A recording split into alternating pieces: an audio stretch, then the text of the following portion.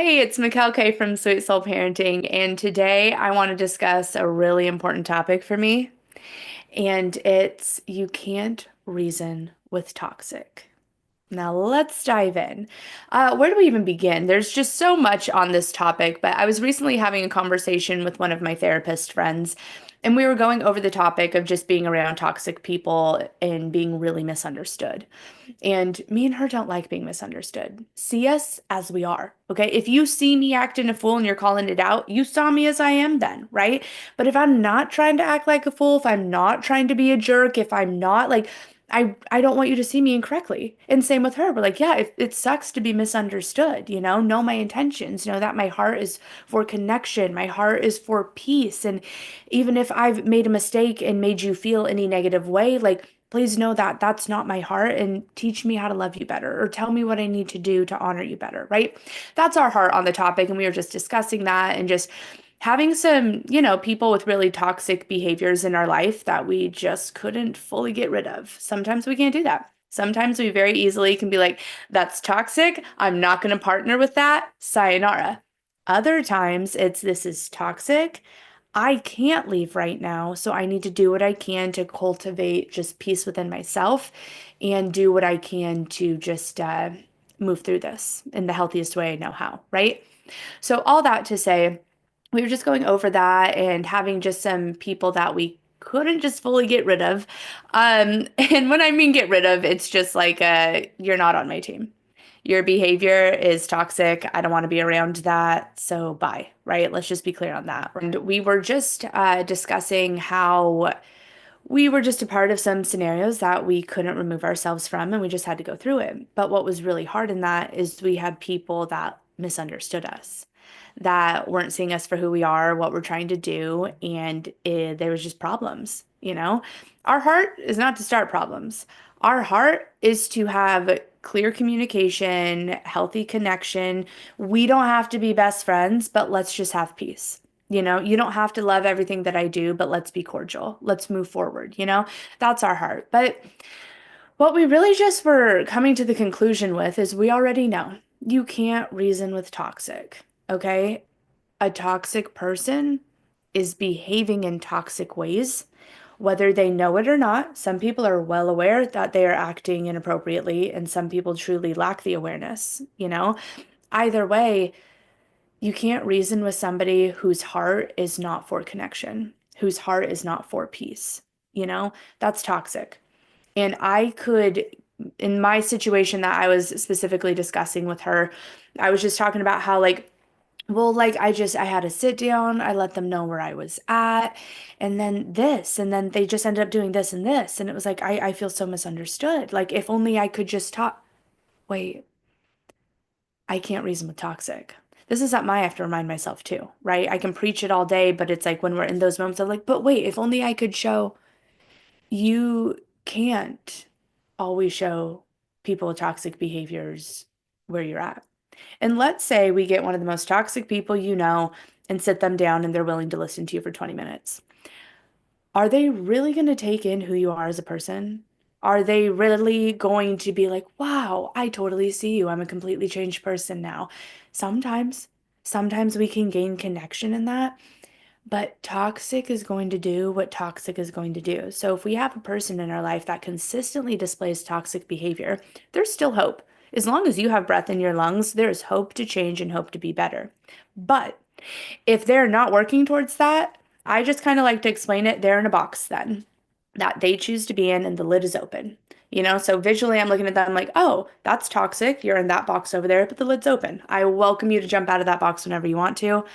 I can't reason with that though, and it's not my job to fix that. If they come to me and I'm now their coach, then that's another story, right? But if they're not, you are in that box and you're allowed to hop out whenever you want to, right? So all that to say, I had this situation and I just explained where I was at and like, hey, this is what I'm working towards. This is what I want to do. If I haven't been doing that, please show me what I can do to better the situation. And, I thought we had a good run for what it was. And that person just chose to be more toxic. And I had moments with my friend just like, but what if I could just explain more? What if it was, no, you can't though. You can't. I could give them a whole book on me. I could give them a whole seminar on me, but if they're not taking even the little bits seriously, why would giving them a whole sermon make them take me seriously? You know? And it's so moments like that, it's just like, dang, that stinks to be misunderstood. But also, that's literally just life, you know? And it's like, it's so lovely to be seen, heard, and known. And just like, they get me, they understand me. I don't have to fight to be seen. Those are really nice moments, but like, we don't get those all the time. And there is a time to push. There is a time to, like, in a sense, fight in a healthy way. Like, no, I'm going to get this. I'm going to work towards this. You know, athletes are fighting for that gold at the Olympics, right? There's a healthy push, but then there's also a, this isn't healthy for me to push in. Um, this is toxic and I don't want to play games with toxic, so I'm going to dip. You know, sometimes we can't dip. So if we are stuck in situations where it's toxic and we just can't leave, it's just for me, that's a moment of like, okay, I just have to internally have a different game plan. You know, I have had situations where this is constant. To this day, I wouldn't say, I love being misunderstood. I'm so comfortable in it. Let's move forward. It's, ooh, I really don't like that. I really don't like that. But guess what? That's just life. And I need to learn to get comfortable in that. And what really just, as I was talking with my friend on this topic, it was just honing in on like, we can't reason with toxic. I've been saying that for years. She's been saying that for years in her own way. But it's like, so what are we going to do with it though? We can't reason with toxic. We know that. Now, what are we going to do with it? It's just accepting what is, but not partnering necessarily with what is. If you are in a scenario where you have to be partnered with somebody that's toxic, it's just like, okay, this is what it is. I'm not in control of them. I'm in control of me. No matter how they perceive me, I'm still me. No matter how they try to, like, tell people about how bad my character is or whatever's bad, it's like, I'm still me. And I'm a strong believer in your character will always shine through. Whether that's going to be highlighted or lowlighted in scenarios, your true character will shine through and it will be seen by the people who need to see it. So, on that, I'm a strong believer of you will be seen, heard, and known by the people you need to be seen, heard, and known by. I've had seasons of like, it was so easy of like, oh, they just get me. They just understand me. This is so easy. And then I've had seasons of like, they don't get me. They don't understand me. They just straight up don't like me. And instead of being mature and we're all cordial, they're just, being mean or whatever. And let's just take a little pause on that. You don't have to fully enjoy somebody in order to be cordial, in order to be kind. This does not mean you have to invite them to your house and have sleepover slumber parties or take them out to dinner. It's just like, hi, are you well? I'm glad you're well. You know, we don't have to be best friends, but we should be working towards respect and kindness with everyone around us. Okay. So let's hone in on feelings for a second on that. We don't, if we chose to be healthy only when we felt like it, that really wouldn't be super healthy. Maybe more for some people and less for some people, but essentially, like when I am working out weekly, I'm not always feeling like it. Yes, I'm running. Yes, I'm in ballet. Yes, I'm walking, and it feels good after, but I have had so many times I'm like, I am not feeling this. But instead of partnering with my feelings, I'm choosing to do what needs to be done. I'm choosing to get healthier. Do you always feel like eating a healthy meal? Sometimes you might want to get a little off. Sometimes people maybe are craving only healthy. Good for you. That's great. But the thing is we're not always feeling to do the correct thing. So now going back to like, well, aren't we just fake then if we're being kind to somebody that we really don't like? No, we're just choosing to partner with what we should be doing. We should be respectful. We should be kind, right? It's not fake to partner with what we should be doing. It's just, I really want to hone in on that. You don't have to fully feel something in order to do it. So, going on off of that, it's just in those moments when we're partnered with those people and it's just toxic and they might not be the best to you and you can't get rid of them in the sense of move away from them or whatever. It's just you do you to be cordial because your character is going to shine through in that. Now, moving forward into the you will always be seen, heard, and known by the people you need to be seen, heard, and known by. I can just speak of that for myself personally. I'm 31 years old, and I've been in scenarios where I was not seen, heard, and known.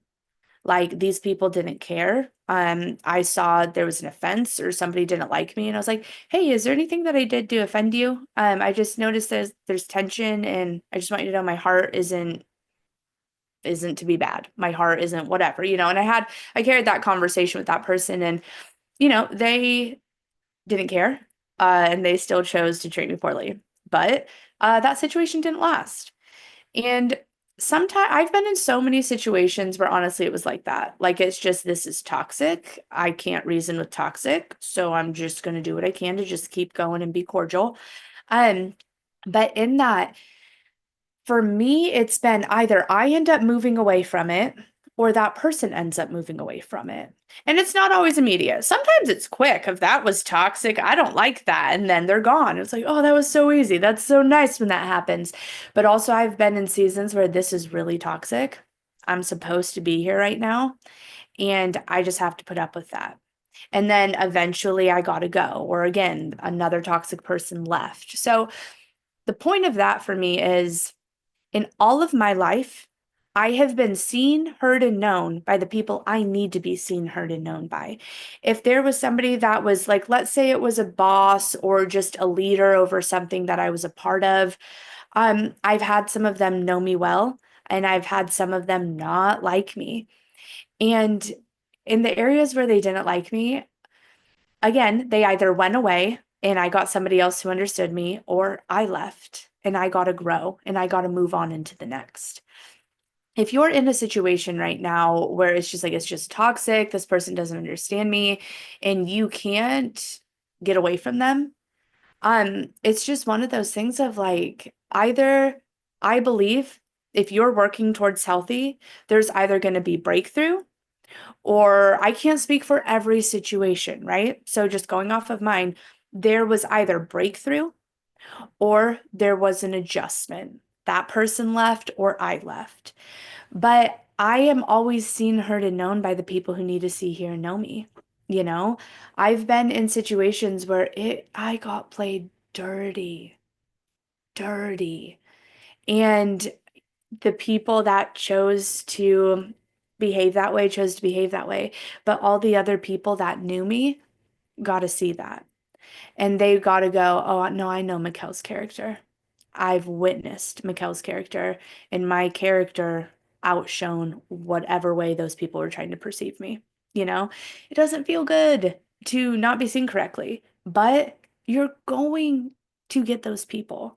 You're going to get people that are not working towards healthy. You're going to get people that are not working towards better connection and peace.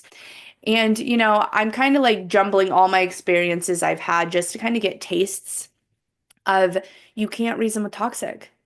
I have so much respect for people that have straight up played me dirty.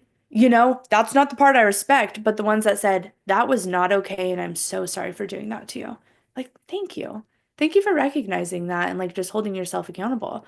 Like, let's move forward, you know? And moving forward with that, I want to see fruit. I want to see fruit of the change. You just saying you're sorry doesn't necessarily mean you're sorry. I want to see the change in that, right? True True repentance is turning from your ways. Somebody played me dirty. Great. Turn from your ways. Let's move forward. I've had to do the same. I'm not perfect. I'm also human and been like, hey, I was a jerk back there. I'm sorry. You don't deserve that. You know? It's okay to explain too, like, well, this is where I was at. Like, this is why I was acting like that. Like, you can explain that, but also what's more important is I'm holding myself accountable for the action I just did. It was not okay. No matter what I just went through back there, it's not okay that I treated you that way. Holding ourselves accountable in that, right? So, yeah, I guess let's hone in now on like what are some signs of toxicity. Number one for me is you don't hold yourself accountable when you've made a mistake. It's just like, Number two is you don't fully listen when someone's speaking. You just wait for them to be done and then you try to overstep and just shoot your agenda at them of like, no, this is my opinion, what I think. And, on that kind of number two is like, you're not really listening unless it lines up with what you want. You know, you can disagree with somebody and still be kind. You can disagree with somebody and still they be a really great partner because you hone in on what you do agree on. Or the differences are different perspectives and it actually makes us stronger having two different opinions on it and working together to move forward. There's just a lot of pluses to having people that don't necessarily think like you, but when you're having a one-on-one connection or even a group connection, if that person is just ready to insert their agenda always and doesn't actually care to hear your opinion, even though they say, I want to hear your opinion, that's toxic to me. I can typically see right through that. I'm pretty fluent in body language, so a lot of times like just based on like I'm not saying just body language means you're toxic, right? It's behaviors and also body language on top of that that I was like, yeah, I'm not seeing heard and known by you. But either there's going to be breakthrough in this or one of us is going to bounce. That's typically how it goes for me, and I have hope for that. I have hope that if somebody's super toxic, either this is going to get better or one of us is going to leave. And this is not promoting to just run away whenever it gets hard. Sometimes there are absolute valid excuses of you need to run away when it gets that kind of hard. You know, abuse, never will I put up with that, right? That's an immediate out. You need to get that together. I will not be physically harmed because of your dysregulation or because of your toxicity, right? So there's some, for me personally, that's a boundary of mine, and that's a bounce scenario. So there are some reasons where you should absolutely run away immediately if you can. But then there's other scenarios of this person's being mean to me. As much as I would love to never be around people that are mean to me, that's just not reality. And I just have to deal with it sometimes until the breakthrough or until they leave or until I leave, right? But back to just the beginning, we can't reason with toxic. You know, if you have an opportunity to maybe have a heart to heart with somebody that's acting toxic, it's okay if you want to try that. You know, I think that sometimes can bring breakthrough. I've had moments too of just like, oh, that's what you meant by that? Yeah. What did you think I meant by that? I thought you were like, and I was like, no, that's not at all what I meant by that. Like, please come to me if you ever feel that way again so like we can clear up the air. But no, that's not what I was saying. Like, I'm so glad we're having this conversation now, right? So it's just about communication. Sometimes don't mistake a person that consistently acts toxic for somebody that just made a mistake over here. I can probably give examples of I've had like I can think of one of the last ones. I was really stressed out and I actually said something snappy to my mom. I think that's toxic behavior to get snappy. But I am not as a whole toxic. I had a moment of, oops, sorry, mom. I should not have treated you like that. I was stressed out, but you still don't deserve to be treated like that. Okay. So, all that to say, we all make mistakes. There's grace. And also, there's those who consistently behave like that. There can still be forgiveness, but I don't enable my 4-year-olds to treat me like that, and I surely won't enable adults in my life to treat me like that. You know, sometimes it can be really awkward because it's the organization you're a part of, or perhaps it's the group you're a part of with this thing, and you just can't leave right now because you're working towards something. But do what you can to stay grounded in your inner peace and find peace in the fact that it's okay if somebody doesn't understand you. It's okay. That is, for me, a huge indicator of this person probably isn't going to be on your team this season anyway. Now, remember how we talked about the boxes? And it's like, okay, if I see you consistently doing toxic behavior, you're kind of put in the red flag box. The lid's open though. You may hop out and get healthy whenever you choose to. But for now, until I see the fruit of your change, that's where I'm just keeping you over there. Respectfully, I'm keeping myself safe and I'm not dealing with that, right? So, all that to say, learn to be grounded in you're enough. You are good enough where you're at. You are good enough right now. But I made a mistake back there. Still good enough. You're human. You are not Jesus Christ. You're going to make consistent mistakes because you cannot be perfect 100% of the time. So, on that, honor yourself. And if you do make a mistake, go, okay, this is what I did. Why did I do that? Was I unaware? Or was I super overstimulated and I wasn't processing the results of what could happen? Analyze that and then do better next time. If you were overstimulated, no, okay, how can I work to gain more calm or what can I do next time in that situation to make it better? Game plan with yourself. Don't downplay yourself. Go, how could I do that better next time? And work towards that. We're not going to fixate on how we could constantly be better all the time and like, well, I was wrong here and here and here. Again, I don't strive for perfection. I work towards well done. I want a well done job by the end of the day. So, all that to say, we're grounding in our inner peace. We're grounding in knowing who we are and what we stand for. And no, borrow my confidence. If you don't feel confident in this, borrow mine. You will be seen, heard, and known by the people you need to be seen, heard, and known by. Your character will outshine criticism. And criticism can oftentimes just be an opportunity for promotion. Because it's like, okay, if there's any truth to that criticism, I can take that and be healthy. But if it's just toxic criticism of you're not perfect, bye. We're flushing that. We're moving forward. We can't reason with toxic, but we can make ourselves healthier by just grounding in truth and just working on our own character and being so strong that we're not going to get upset essentially if we see crap on the side of the road. We're just going to see it. We're going to go, I'm not going to step on that.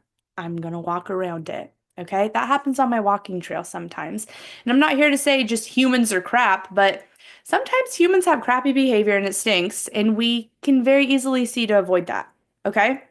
So, when we can avoid it, let's do it. And when we can't, let's really get grounded and know who we are, what we stand for, and know you will be seen, heard, and known by the people you need to be seen, heard, and known by.